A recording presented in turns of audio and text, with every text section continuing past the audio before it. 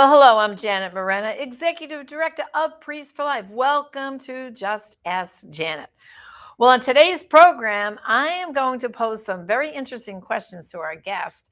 And right now, at the beginning of the program, I'm going to give you a question, but we're not going to answer it till near the end of the program. So you're going to have to stick with us. And here it is. You hear about a lot of Hollywood stars who, you know, say they don't regret their abortion. But guess what? There's two sides to this story. And I'm going to tell you about some Hollywood stars from the past who you'll be surprised at that had abortions. You're not going to believe it, but I'll give you a hint. One of those stars was famous for singing a song about Over the Rainbow. And at the end of the program, we're going to talk about that a little bit more. But joining me now, of course, is my dear friend and the super duper expert on how do we heal women, men, and families from abortion is Dr. Teresa Burke, founder of Rachel's Vineyard. Teresa, welcome to the program. Hi, Janet. How are you? I'm great. Well, like I just teased everybody here on the program, at the end, we're going to talk about that star I referred to singing Over the Rainbow. And how her experiences with abortion were not over the rainbow. But tune in, brothers and sisters, at the end. We'll talk a little bit more about that. So, Teresa, with Rachel's Vineyard, we tend to focus on the woman a lot. And just recently in the media, several stars, women came out and said, I'm so glad I had that abortion. I mean, one of them was at an awards show recently. And she stood up saying, yes, if I had that baby, it would have interfered with my career. And I don't regret. I'm here for women's choice and this and that. And can you just explain for us the dynamic that's going on there? Because, you've been doing this work for many decades. And what is it, close to 30, 40 years now, Teresa? It's getting older and older, right? That you've been doing it.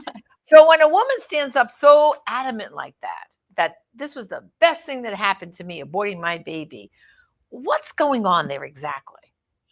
Well, there's a word for this denial, as we know, but also a reaction formation. Like if there's any grief there, you have to push it away as quickly and swiftly as possible as a way to survive it. And I know for a fact that there's many people who've come into Rachel's Vineyard who would have defended abortion rights till the cows crowed, right? But something happens in their life where their memories and feelings are triggered open, and it could be something like a sickness. It could be wanting to have a child later and you can't. It could be seeing children the age that your child would be, and it's a very painful reality. So it's almost like they have to defend and proclaim and be known as spokesperson. But even, and I might have shared this before, even when I teach in a hospital where people are dying in a hospice program, the nurses will tell me after the seminar that they see this every day. They might have been fine with their abortion their whole life, but that moral and that spiritual injury has a way of coming up. And that's why we say that women do suffer and men suffer from post-traumatic stress disorder, which means it could be decades before they have their day of reckoning where they realize the loss. So while she's an actress and busy with all her movies and songs and whatever it is that she's doing, that's a great distractor. But in those days of being alone, being Christmas, and everybody else has families around, those women and men who've lost children to abortion can experience the consequences, as all their friends are surrounded by families and loved ones, and even children to take care of them in their old age. So this does come up, and I think that people who go through life childless, there are many lonely days that they don't speak of. They're kind of those unspeakable injuries, but they're soul groans. And in time, they end up on our retreats. And we hear what it's been like for them, even though they would have defended abortion rights. But this is the moral injury that at some point you got to grapple with. Yeah. Yeah, because that's what people don't understand is and it's basically, and I've seen this at the March for Life in Washington when we're there and the women are standing up giving their testimonies, and then these women who are part of the National Organization of Women are so pro-abortion. they're trying to scream down these voices who've been healed. And 2 years ago, the last time we were actually in Washington, Teresa, we were on the platform there in front of the Supreme Court, and these young girls actually clung to the rail trying to block the women speaking. Yeah. And I was saying to myself, oh my goodness, I bet you they had an abortion and they just can't stand listening to the truth here. And you had to see, they stuck clinging like this and trying to block the stories for about 20 minutes. But I watched one of them, and suddenly, because you have to hear the women, they're telling their story one after the other after the other. So they're there for 20 minutes. But one of them, all of a sudden, her facial expression changed and her eyes welled up with tears. And so I said to myself, I guarantee you, we finally broke through to her. Would you say that was what was going on there? I mean, Yeah, the efforts to ward off grief is part of the survival mode. That's why they're fighting. That's a fight mode of trauma. It's a survivor mode. So they don't have to think, they don't have to feel, but there's cracks in the pavement, of course we know. And by hearing those testimonies, we know that people can identify with a piece or another of someone's story. So the testimonies from the Silent No More Awareness campaign are really a powerful way of breaking denial. And I've been at those marches, I've been at those rallies where you're right. With a megaphone, they're shouting in your face so that the stories can't be heard, sort of so the screams and the tears can't be heard either. And there's a problem.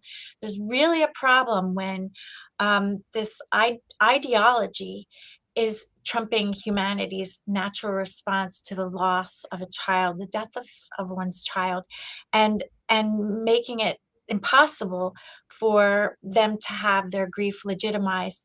And I think that those suffering in the aftermath of abortion have something very compelling to teach us, even as women or feminists, about the oppression in a society that forces them to be flattened, literally, in the name of freedom, to undergo this destructive death experience as a way to be empowered. I don't think that's the way that women experience abortion, and that's part of perpetrating the lie to cling to that and say, "Oh, it was the best thing I ever did. It was the," you know, that's clearly not even a human response, because we wouldn't say that if there was a shooting in an elementary school or a child is lost in other circumstances. People wouldn't be out there celebrating it or lighting up the World Trade Center, for God's sake, to remember the celebration of death. It's such a truth turned on its head, and think that we're seeing that more and more in the culture as the totalitarian ideology of what we need to believe, that this is an act of empowerment instead of an emotionally destructive, wrenching, heart gutting, body gutting experience. right. Well, and if you think back to, I think it was last year, when the latest Trump appointments to the Supreme Court. Now, he got three in, Amy Coney Barrett. There was like all this outrage, and also with Justice Kavanaugh. You remember all that outrage. And there was one scene when they announced that they were confirmed. These women stormed the doors of the Supreme Court, and they were actually screaming, howling, and clawing at the doors of the court. It was caught all on camera in the news. And to me, that was a cry of pain, wasn't it? I mean, they were screaming and crying like that because they feel abortion, Roe v. Wade is going to fall now. But wouldn't you say that was more of a reaction to probably that they might have been had abortions themselves, and this was like some kind of desperate crying out? Yeah, it is so desperate, and I think you can see that in the faces, in the rhetoric. It's desperate to try to keep hold of something that they believe is empowerment. And you and I both know there's a whole nother side of it, and people run from that side. That's why the addiction rates are so high. Smoking pot, alcoholism, all these things become the ritual of that grows along getting bigger and bigger in people's lives after they've lost their child. So instead of raising the child, their addiction grows alongside them. And we've seen this in the research. It's well been proved of the higher rates of addiction and self-destructive behaviors, but people don't necessarily connect those symptoms or that desire to numb or the fight and the advocacy and the causes that they engage in as a place to displace their anger and their rage over what's happened. Wow. Yeah. So for someone who's watching right now, and I think everyone has a few people they know in their families um, who they suspect might have had abortion. Like they're looking at their behavior. Um, like, why are they clinging so much to this right to abortion, or their behavior seems off? What advice can you give someone who wants to desperately help a family member who they feel is hurting? What can they do? I I believe that just inviting them into an experience of healing because you can see the angst in their face. You can see that they're not in a place of peace. You can see the amount of that they drink or the drugs that they take or the repeated relationships that are not fulfilling. They are having trouble attaching, trusting. Like those symptoms are just everywhere and they're kind of textbook. So if you see the symptoms, recognize it as hurt. Even the fight you can recognize as a symptom of the survivor mode of trauma, fight or flight. You can't talk about it or you want to fight about it because that doesn't allow dialogue. And also, even in the media, there's an intolerance of a diversity of responses. So they're not very inclusive in recognizing that there's people who are grieving after their abortion. They have a right to feel what they feel without being shouted down and told not to feel it, or that they shouldn't feel it, or that something's wrong with them. So now, of course, for brothers and sisters to know, the beautiful website is rachelsvineyard.org. That's where all Teresa's information is there, the retreat schedule.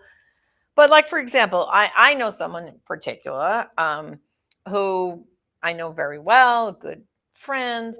I know she knows I know she's had an abortion because, people tend to, because of my work, kind of confide in me. And several of her family know she's had this abortion. And we're talking like maybe, oh, this happened 40 years ago. She's never gone to healing. Um, she and you could see, Teresa, the behavior. It's like clear as could be for us to recognize. She overdoes everything now for her living children. Overbuys at Christmas, overdoes everything, like has to be the overachieving mother and grandmother, okay, to her kids and her grandchildren. And we're trying to get her to go on a Rachel's Vineyard retreat. We've invited, but she keeps making excuses. Oh, I'm not ready. Oh, I've dealt with that before. Oh, it's like keep brushing it aside. But I see, like, it's textbook, the behavior. It's like, oh my goodness, like, you really need to get healed. Okay, so now I'm like, work with you. We kind of know we're on the inside track. So someone else watching must say, well, if Janet can't get her to a retreat, how am I supposed to get my family member to a retreat? Like, what can we do to kind of say to them, listen, let's just do this together, and here's some dates. What works for you? I mean, how can you finally nail them down is what I guess I'm asking to I get them to go, I you don't know? think that I don't think that we can nor should we nail anyone down because we can't force healing on someone. That's something that they have to choose. And it's a sad thing is that we can't want it more than they do. All we can do is encourage, invite, offer the retreat as a gift, offer to support them and go with them if they're afraid, tell them that they deserve to heal, point out the things that you're aware of when you're really close to say you're just exhausting yourself. You're always overcompensating, you're trying to prove yourself, and I believe this is related to your loss. And we know that there's a damage to the maternal identity after someone's lost a child in abortion, and those efforts to prove, they are exhausting, and you can only do that for so long, Janet, before it catches up to you. And then sometimes, like I said earlier, some people are willing when there's a crisis or when their health is failing or when they can't spin it all anymore, you know? And that's I think God allows um allow sometimes for the natural consequences of people just not being able to hold up the denial anymore, and it's at that moment that you've always been there saying, and sometimes there's much more openness. Of course, we hate to see people hit that point where they're crumbling, we'd love to see them enjoy life, and that's the other message, that life is short. Right. Reconcile this now. Give yourself some peace. Bring down the dial of all the need to stay busy and avoid this, because sometimes it's an avoidance response. And that I'm just here for you whenever you're ready. I'm here for you. And I'm going to keep reminding you that, because I believe that in time that you'll want the same thing that we all want for you. Well, Teresa, I'm going to keep trying, and if I'm successful, I'll let you know. But there are several people I've been working on for a long time, but I'm going to keep inviting. Right? You say just keep the invitation, right? I've been on some retreats where I hear, because a retreat leader might be one of those people who just keeps calling and saying, you expressed an interest, you haven't come yet, and they just keep coming. And on the retreats, I hear, I knew she wouldn't stop bugging me, so I came just to get her off my back. I don't like that approach, but I know that some people use it, and it works for them, and people end up in retreat because of it, because it's your faithfulness in loving them so much that you care, and you want them to address an area that they're going to have much relief and peace in. And then you can get off the crazy wheel of proving your motherhood all the time.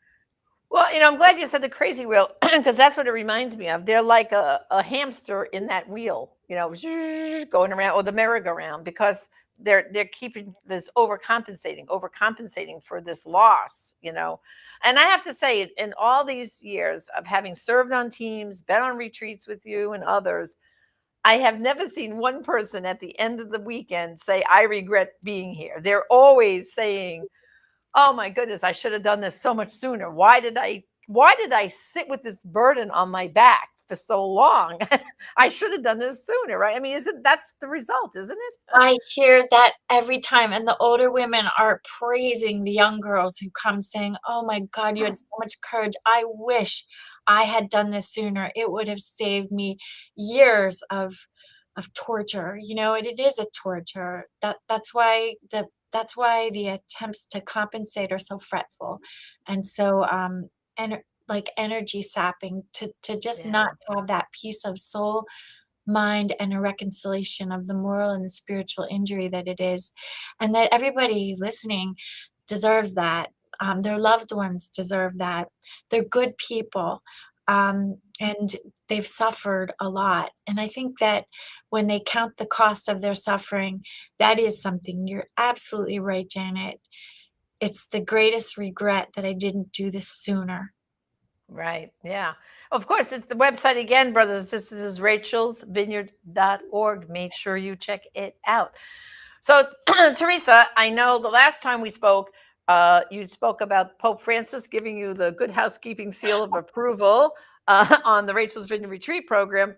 But there's a saint also who gave you a Good Housekeeping Seal of Approval, right? Someone who I know inspired you greatly um, as you formulated this whole retreat program, Saint Teresa of Calcutta, of course, as we like to call it, Mother Teresa.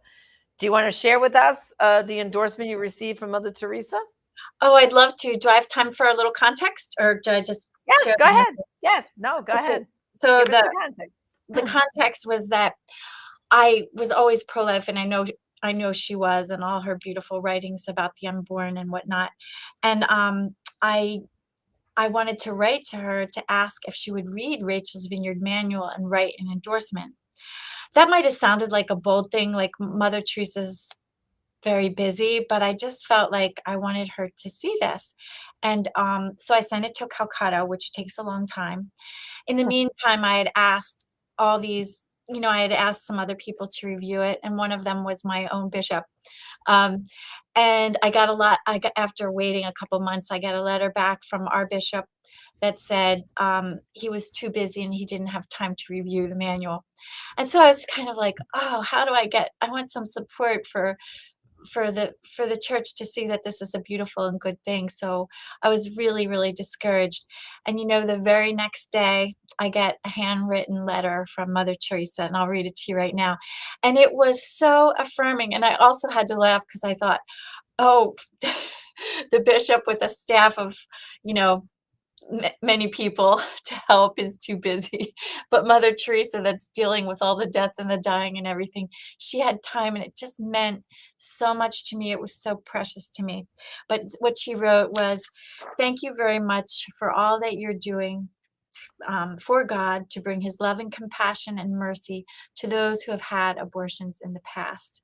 She said, "I am grateful to God for you and this very beautiful work which you have done. Jesus himself said that he came to call sinners and not the self righteous. I pray that Rachel's Vineyard may bring God's tender love and compassion to those who need his peace so much. I pray for all those who use it, seeking his peace, that they may open their hearts and allow God to restore them to wholeness and happiness. Let Jesus continue to use you as his instrument by allowing him to love others through you. He will be free to use you in the measure that you are open to him, allowing him to radiate his love through you. And I am praying much for you." And I always share this note with all of our leaders from around the world, the 500,000 volunteers who are engaged in the work of Rachel's Vineyard, because it's God who has lifted them up. Well, Teresa, that was an amazing letter from Mother Teresa. Is that on your website by chance? I'm sure it's on our website. Okay, so I encourage everyone to take a look. Well, at the very beginning of the program, Teresa, I kind of teased the audience about someone who sang "Over the Rainbow" having an abortion in her past. And of course, I'm talking about Judy Garland. Could you just, because I know you've researched quite a few Hollywood stars, and we could talk about them in future programs. But in Judy Garland's case, what did you find out about Judy Garland? Well, in this book, Get Happy by Truman Capone, he spoke about an abortion that she had suffered as in, i before she was married. Actually, I'm sorry. Wait a minute. I'm going back in time too much. She was married, her first marriage, and the abortion happened in the context. She got married in 1942 at the age of 20, and one of the reasons that she got married is because she wanted to have a child with her husband David Rose, and the MGM studios and her mother got really, really upset that she would ruin her burgeoning career because she had already been a star at the age of 17 with Over the Rainbow. Um, Over the Rainbow, the Wizard Wizard of of Oz, Oz. and they didn't want to ruin the stardom that she had by having a baby. They just thought that would wreck everything. So they colluded together, her mother and Mr. Mayer of the MGM studios, and forced her to have an abortion. And her mother said that, I'll take care of everything. You can have another baby someday. So what the trauma that she experienced was abandonment and betrayal. And usually when someone suffers the loss of a child in abortion, there's usually a theme that's associated with the trauma and why they had it that they go on to repeat throughout their lives. So one of the things that I did when I give a celebrity profile or a story like that, after I teach about trauma, I'm using, her story to show again and again how she experienced abandonment and betrayal, almost like she's repeating it. That's what we call the traumatic reenactment. So right after her abortion, she developed a sleep disorder. She couldn't sleep, and before that, she was taking uppers because she had to keep going to rehearsals and putting on movies, and they had her on a very demanding, busy schedule. But her weight also dropped to 94 pounds, and we also see anorexia, eating disorders developing after the experience of an abortion. And then she began an affair with Tyrone Powers. He was a film star, and with him, she had a fantasy pregnancy, and he was married. She attached herself to someone who was bound to abandon her. It's kind of like the unconscious, I'm going to go with someone else who's going to hurt me, because you have this need to experience again, not a need, but it's an unconscious drive to master your feelings of helplessness and overcome abandonment. So it's a risky situation at the very least. And she begged him to divorce his wife or she'd be forced to have an abortion, but it was all fantasy. And he took her to a clinic, they gave her a test, and there in the abortion clinic, they said, "You're not pregnant." And she crumbled to the ground, crying, like returning to the scene of the crime, reliving this experience of being able to grieve with somebody there who so again she experiences this abandonment and betrayal. Then she has another affair. Should I keep going? I don't know how much time you have, but No, that's okay. yeah. But that's what I wanted to point out, that, Judy Garland, as we know, had a tragic end, of course. She Yeah. died of an overdose of drugs and alcohol, because it was the sleeping pills, the uppers and downers, that she just ate like candy through her whole life. But it was very tragic life, and she had the most beautiful, beautiful voice. But abortion crept into her life and just never left. It was constantly haunting her because it never allowed her to heal. It It's was, too bad Rachel's Vineyard wasn't around back then. That's all I have to say. but she So wrote about Teresa, it. She knew it hurt her, and she did write about it. yeah, she did. She did.